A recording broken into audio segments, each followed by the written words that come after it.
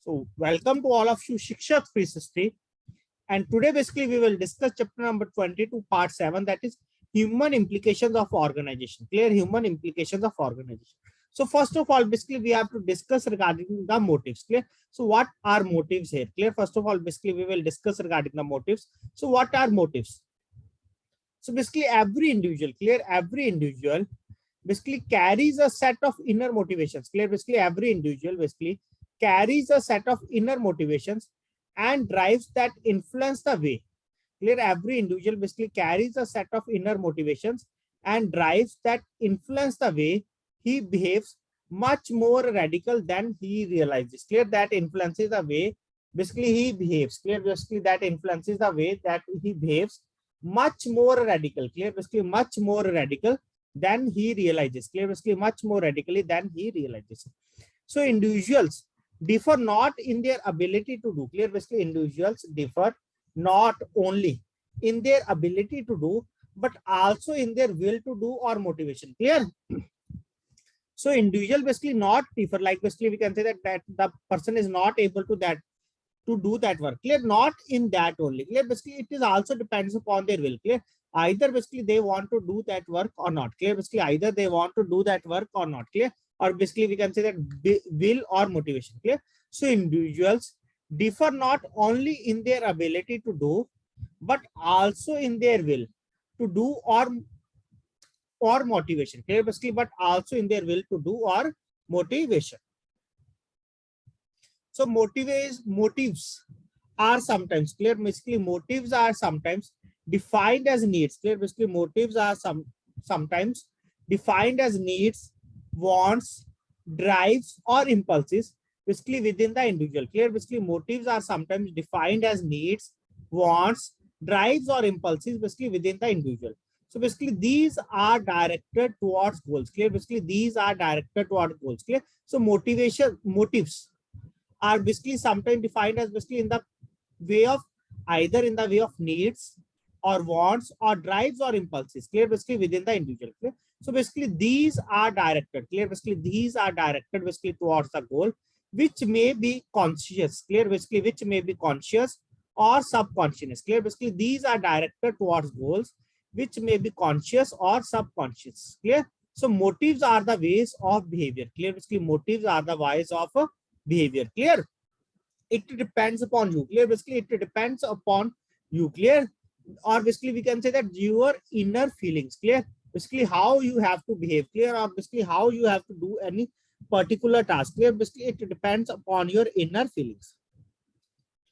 So basically they arouse and maintain activity and determine a general direction of the behavior of an individual. So in sense basically motives or needs are the main springs of the action. Clear? Basically motives or needs basically are the main springs of the action. Clear? So basically when we use these two terms interchangeably, clear, motives and needs, clear, basically we refer to something basically within an individual. Clear? Basically we refer to something basically within an individual that prompts that person to action. Clear? Either the inner feelings or basically the needs. Clear? Basically it recognizes. Clear? We can say that basically it recognizes basically how the work is to be done. Clear? Or whether the work is to be done or not. Clear? Or whether the work is to be done or not. Clear? So basically motives and needs are the main thing basically which helps to detect how the person basically will do that specific work. Clear? Basically how the person basically will do that specific work. Clear? That is motives. Now next one is goals. Clear? Now next one is goals. Clear? So basically goals are outside and individual. Clear? Like basically motives are basically inside. Clear? Basically they are inner motivations. Inner motivations. So on the other hand, basically goals are outside and individual. Clear? Basically goals are outside and individual. Clear? So goals are sometimes basically referred to as hoped for rewards towards which motives are directed. Clear? Basically like basically we can say that basically if we achieve any specific work. Clear? Or basically we can say that specific target. Clear? So basically we will pay some rewards. Clear? So basically goals are sometimes, clear, basically goals are sometimes referred to as hoped for. Clear? Goals are sometimes basically referred to as hoped for rewards towards which motives are directed. Clear? Basically towards which motives are directed. Clear? psychologists use the term incentives basically for these goals. Clear? They can say that basically if we specifically achieve any target, clear, specifically achieve any target, clear, achieve any target, clear. So basically we can say that are basically in the term of psychologists, basically they will use the term incentives for these goals, clear, basically for these goals, clear. So what word basically they will use? Incentives, clear. So basically this is one more question which they will ask in examination, clear. What is the question? That is basically psychologists basically use which term in the place basically or for these goals, clear. So basically they will use the word incentives, clear. So what is the meaning of incentive, clear? So basically what incentives basically include here, clear? What incentives basically include here, clear? So incentives basically include tangible financial rewards such as increased pay and also the non-financial tangible rewards, clear. So basically incentives basically includes both tangible and non-financial tangible, clear. Tangible and non-financial intangible basically we can say which are not touchable, just basically we can feel. This is basically touchable, clear. So in the tangible basically we can say that increased pay or salary, like basically we can say that financial rewards. And under the non-financial basically and also the non-financial intangible rewards basically such as praise or power, and both tangible as well as intangible rewards basically are crucial in evoking the behavior, clear, are crucial basically in evoking the behavior, clear. So hope it is clear to all of you. Basically psychologists basically use the term incentives basically for these goals, and incentives basically include both the tangible and intangible, clear. So tangible basically we can say that the financial rewards, and intangible rewards basically we can say that the non-financial, clear. And under the tangible financial rewards basically we can say that like increased pay, and under the non-financial intangible rewards basically we can say that like praise or power, clear. And sometimes basically both have to be given, like tangible as well as intangible rewards, clear. Both have to be provided, intangible as well as intangible, clear, tangible as well as intangible. Now next is very important for the examination point of view, clear. And basically we will expect a case study on that, clear. Basically we will expect a case study on that also. Basically that are all are straightforward points, clear. All are straightforward points are, and very important for the 1 mark question, clear. And also very important for the 1 mark question, clear, all these points. So basically what are the things basically for the motivation at work, clear. Basically what are the things basically which motivates ourselves, clear. Basically which motivates ourselves at the work, clear, at the work. So basically we can say that a married knowledge of theories of motivation, clear. Basically we can say that if you have knowledge of the theories of motivation, clear, basically but does not know basically how to implement, clear, so then it is not any benefit for that, clear. So a married knowledge of theories of motivation is not sufficient for the manager, clear. Basically a married knowledge of theories of motivation basically is not sufficient for the manager. He should also know specific ways and techniques, clear. Along with that basically he should also know specific ways and techniques to motivate the employees in the work situation, clear. Basically to motivate the employees basically in the work situation, clear. So most of these techniques are practical in nature, clear. Basically most of these techniques basically are practical in nature and can be adopted by him basically in the normal course, clear. Most of these techniques, clear. Basically most of these techniques basically are practical in nature and can be adopted by him, clear. Basically and can be adopted by him basically in the normal course, clear. Basically and can be adopted by him basically in the normal course, clear. So while there are several ways, clear. Basically while there are several ways of motivating employees in the work situation, clear. Basically while there are several ways of motivating employees, clear. Basically while there are several ways of motivating employees basically in the work situation, some of the common incentives, clear. So some of the common are like, clear, some of the common incentives like money, appreciation, clear. Some of the common incentives like money, appreciation, job enlargement, job enrichment, clear. Some of the common incentives like money, appreciation, job enlargement, job enrichment, job rotation, participative management, and the quality of work, clear, basically, and the quality of work are frequently used in the organizations, clear, and the quality of the work are frequently used in the organization, clear. Sometimes basically they will say that basically what are the several ways of motivating the employees basically in the work situation. So basically you have to remember that, clear. Some of the common incentives, like first one is the money, second one is the appreciation, clear. First of all, money, second one is the appreciation, third one is the job enlargement, and very important for the examination point of view, clear. Basically what is job enlargement, what is job enrichment, clear. Definitely you will get question on the basis of that, clear. Basically what is job enlargement and what is job enrichment, clear. I will share 2 questions of these in our today's session, clear. Fifth one is job rotation, very important. Sixth one is participative management, and seventh one is the quality of work, clear. Quality of work, clear. So basically all the things basically are to be used for motivating the employees, clear. Basically for what? Basically for motivating the employees. So now let's discuss one by one. First one is money, clear. First one basically which we have to discuss here, that is money, clear. So most of the motivational theories, clear, basically most of the motivational theories have indicated that money is an important motivator for several reasons, clear. Basically most of the motivational theories basically have indicated that money is an important motivator, clear, that money is an important motivator for several reasons.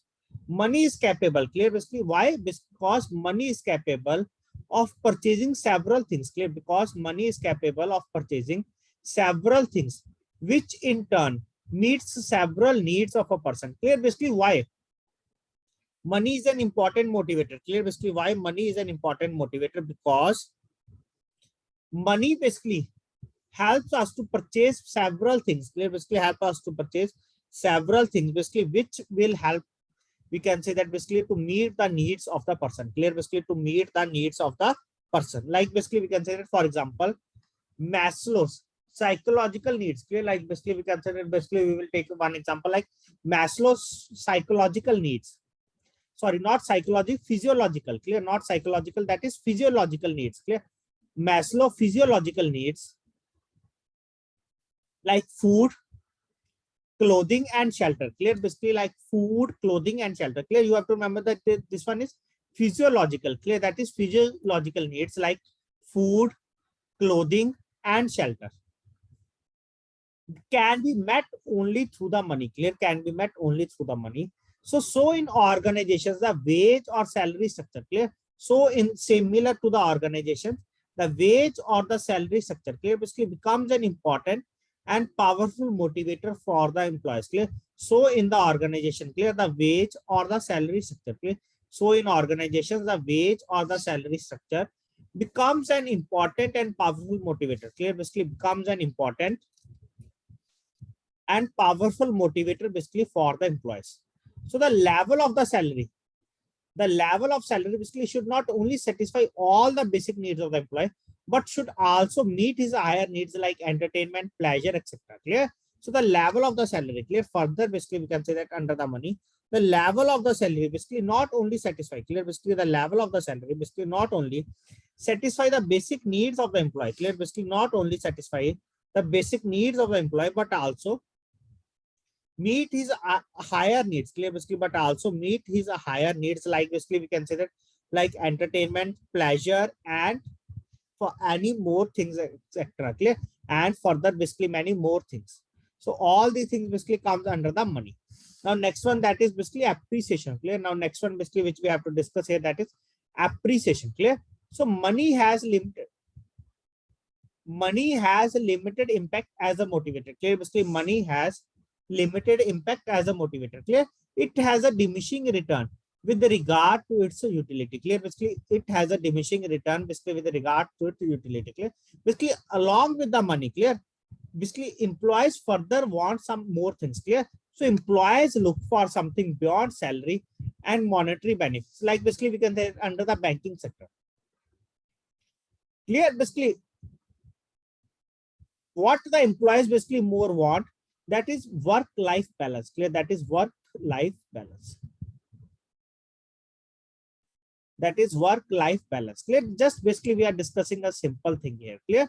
So similarly here, basically employees look for something beyond the salary and the monetary benefits. Clear? Basically employees look for something beyond the salary and the monetary benefits. Clear? So the most effective non-monetary benefit is the recognition and the appreciation for a good job. Clear? Like basically we can say that basically if you are basically giving a loan, basically your target of basically 2 crore in a particular month and you are sanctioning basically 2.5 crore. Clear? So basically you will receive an appreciation letter. Clear? Basically you will receive an appreciation letter plus 3,000 monetary benefit. Clear? From your basically we can say like circle head. Clear? Or regional head. Clear? So that is basically we can say that the most effective non-monetary benefit is the recognition and appreciation for a good job. Yeah? So it satisfies the self-esteem need and the employee feels important and tries to perform still better to be recognized as a distinct member of the work group. Clear?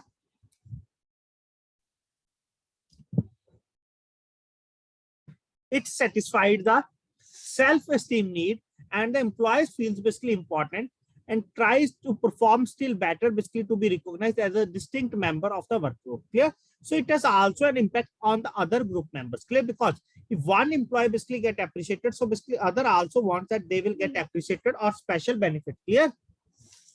So basically they also try to improve their performance to get the recognition. Clear? So that are basically comes under the appreciation. Clear? Basically how it impacts the other employees also. Clear? So a manager basically must use this incentive wherever possible to acknowledge the contribution of the employees. However, it should be done in an objective and impartial manner so that it does not have any adverse impact basically on the other members of the work group. Clear? Like basically we can say that sometimes basically what will happen here, basically we will continuously appreciate one person and not doing care of the other person. Clear? So basically this also creates a negative impact. Clear? This also creates a negative impact. Clear? So basically they are saying the same thing here. Basically we have to manage in some way. Clear? That basically it does not adverse impact basically on the other members of the work group. Clear? So first one basically that is basically we have discussed the money. Second one basically we have discussed regarding the appreciation. Now third one is the job enlargement. Clear? So please understand or please remember this example in your mind. Clear? Please remember the example. Clear? So what is the meaning of job enlargement? Clear? So what is the meaning of job enlargement? Enlargement basically we can say that more and more work. Clear? Large basically we can say that more. So job enlargement basically just refers to assigning more and more jobs basically of same level to diversify the skills of a person. Clear? So job enlargement basically means that refers to assigning, basically job enlargement basically refers to assigning more and more jobs. Clear? Basically more and more jobs basically of same level to diversify the skills of the person. Clear? To diversify the skills of a person. For example, in IBM, a machine operator basically was waiting for a machine setter to come and set the machine. Clear? Like basically in an IBM is the company. Clear? A machine operator basically was waiting for a machine setter to come and set the machine. He started setting the machine himself. Clear? Basically continuously waiting, and later on basically what they will do, basically he started setting the machine itself. Clear? Or himself. Later what will happen, later basically he became an expert. Clear? Later he became an expert basically in setting the machine. Clear? Later he became an expert in setting the machine. So job enlargement basically what will happen here? Clear? That is basically it enhances the quantity of a person basically to do more jobs. Clear? So basically it enhances the quantity of a person basically to do more jobs. Clear? So job enlargement basically helps both the organization and the individual. The individual basically gets the satisfaction of the working on a variety of jobs and learn more and more skills, whereas the organization basically gets a person who can handle different jobs. Clear? Who can handle different jobs. Clear? That is basically the quantity is going to be increased. Clear? That is the quantity is going to be increased. Clear? Of handling the different jobs. Clear? Of handling the different jobs. Clear? So that is basically we can say that job enlargement. Clear? That is job enlargement. Now next one here, that is job enrichment. So what is the meaning of job enrichment here? Clear? So a job is enriched when it is exciting. Clear? A job is enriched basically when it is exciting, challenging, and creative. Clear? Basically, job is enriched basically when it is exciting, challenging, and creative, and involves higher responsibility. Clear? And also involves higher responsibility. Clear? So it should give the employee more decision making, planning, and controlling powers. Clear? So job enrichment. Clear? Basically, when you are continuously work in a specific field. Clear? So basically, it should also give the employee basically more decision making, planning, and controlling powers. Clear? So a few studies basically conducted in the United States demonstrated the usefulness of a job enrichment. For example, employees at AT&T showed improvement. Clear? Like basically we can say that like L&T company. Clear? Showed improvement basically in the job performance. Clear? Employees basically at a specific company. Clear? Basically showed improvement in the job. Clear? Basically shows improvement in the job. Basically how? Basically after job enrichment. Clear? Basically after job enrichment. Clear? So basically job enrichment, basically we can say that when their job is basically we can say that exciting, challenging. Clear? Basically when their job is basically exciting, challenging, and creative. Clear? And basically involves also higher responsibility. Clear? So another study basically with the technicians, engineers, and sales representatives basically showed the similar results. Clear? So job enrichment basically is generally affected either by the promotion or to a higher post or by a delegation of authority. Clear? So basically under the job enrichment. Clear? So basically under the job enrichment, basically it is generally affected either by the promotion. Clear? Like either basically you will get promotion to a higher post, or basically we consider by the delegation of authority. Clear? By the delegation of authority. Clear? So job enrichment basically directly relates to the quality. Clear? It enhances the quality. Clear? It enhances the quality. So please tell fast. It is clear to all of you basically both job enrichment and job enlargement. Please tell fast. Job enrichment and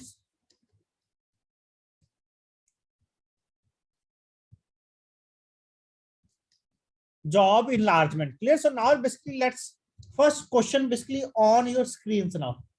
Job enlargement basically means increasing the scope of job, quantity, quality, culture, none of the above. Please tell fast what is the answer of this question. Job enlargement means increasing the scope of job, quantity, quality, culture, and none of the above. Clear? Basically I have already told you. Enlargement basically, large basically means more and more. Large basically means more and more. So what is the meaning of that? More and more, that is quantity. Basically you are now capable to do more than one job. More than one job. Like basically just you have to remember the example of the IBM. Basically initially the person is waiting for the machine setter to set the machine. Later on basically they will himself set the machine. Clear? Later on basically they will himself set the machine. Clear? So basically job enlargement basically means increasing the scope of job quantity. Clear? Quantity, not quality. Clear? Job quantity. And if the in place of job enlargement basically they have written job enrichment. So in the place of enlargement basically if they have written enrichment. Clear? Now next question is job enrichment means increasing the scope of job. Please tell fast what is the answer. Job enrichment means increasing the scope of job, quantity, quality, culture, none of the above. Clear? Quality, quantity, culture, none of the above. So the correct answer here is to be quality. Clear? The correct answer here is to be quality. Clear?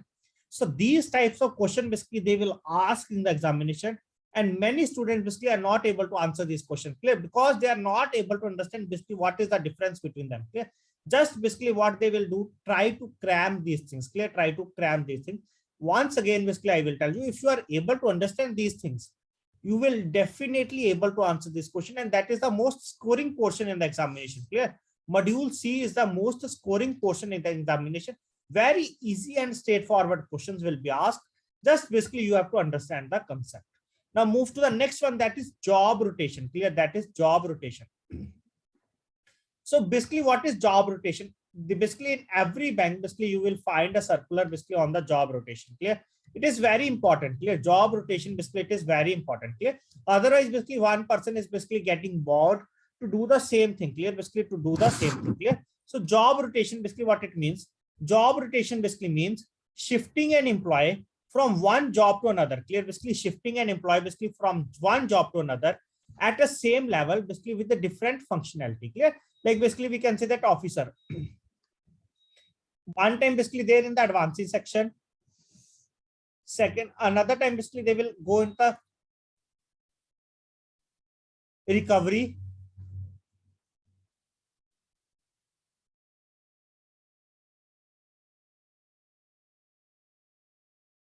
third one basically the person goes in the deposit. Clear? So job rotation basically means shifting an employee basically from one job to another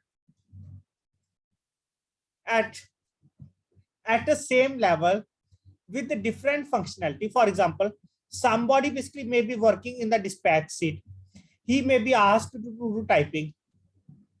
So job rotations basically are quite common in banks. Clear? So basically when employees are rotated basically in different jobs, the manager basically will know basically what type of job basically suits to which employee. Clear? Or which type of seat. Clear? Or what type of seat basically suits to which type of employee. Clear? Or to which employee. Clear? Further, job rotation basically it removes boredom of the employee as he's not required to do the same job basically for a long period.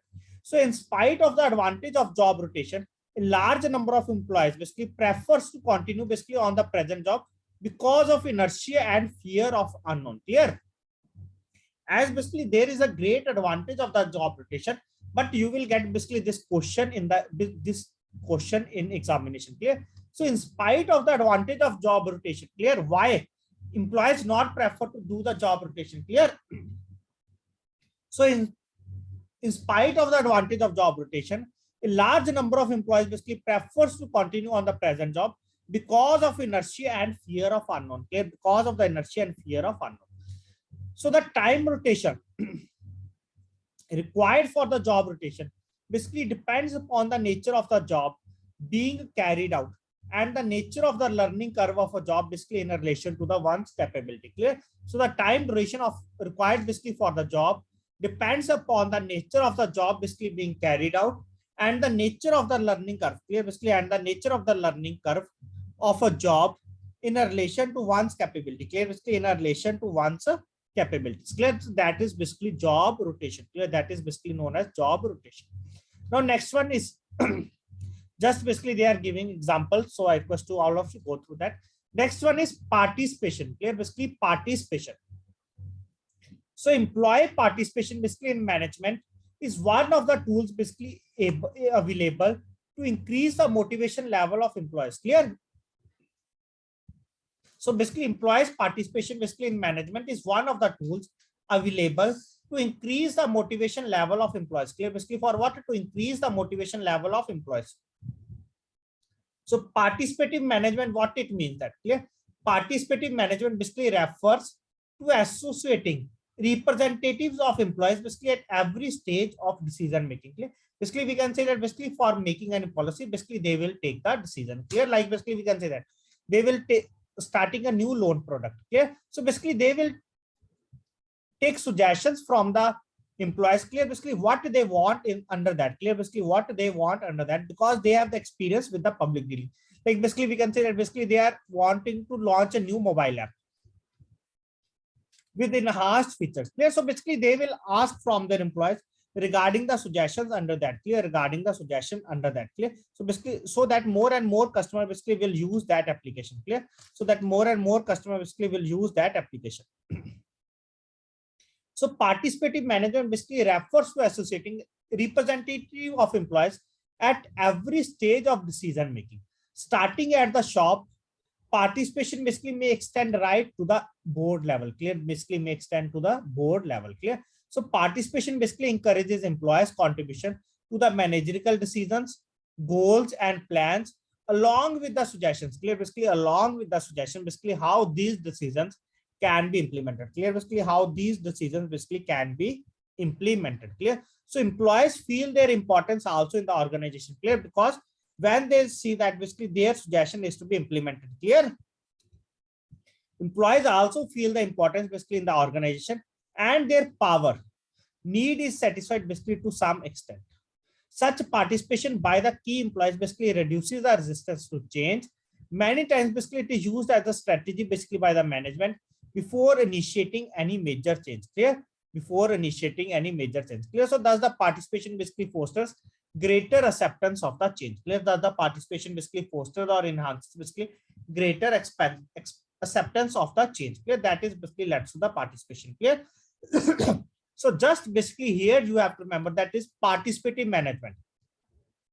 What is participative management? Basically it refers to the associating representatives of employees at every stage of the decision making. Clear? Just basically we can say that management basically takes the suggestions from their employees. Clear? Basically from their employees, that is basically considered to be as a participation. Clear? That is basically considered to be as the participation. Clear? And in this session basically we have to discuss up to this much point. Hope all these points are clear to all of you. So basically motivation to work under that, first of all basically we will discuss regarding the money. Second one basically we will discuss regarding the appreciation. Third one basically we will discuss regarding the job enlargement. Just basically you have to remember that that is quantity. Large basically we can say more and more. So more and more basically we can say that quantity. Enrichment, that is basically we consider rich. Quality is more. Clear? Rich basically that is quality. So basically we will discuss two questions on the basis of that. Next one basically we will discuss regarding the job rotation, and in the end basically we will discuss regarding the participation. Clear? Basically we will discuss regarding the participation. Clear? So I request to all of you, please go through all these points. We will discuss questions in the upcoming sessions on all these things. Clear? These types of questions basically they will ask in the examination. Clear? That concept is, first of all, concept is clear to all of you. Clear? Otherwise basically you are not able to answer the question. Clear? So thanks to all of you for attending this session, and only one topic is left under that basically, that is roles. Clear? That is a role. Clear? That is which we have to cover in the next session. That is what is role stagnation, inter-role distance, role ambiguity, role overload, role erosion. Clear? All the things basically we have to discuss in the next session. Clear? Because they will ask questions on the basis of that also. Clear? So either basically they will ask 1 mark question, or basically they will ask case study. Clear? On the basis of all these things. Clear? Just basically you have to understand the concept. Clear? So thanks to all of you for attending this session.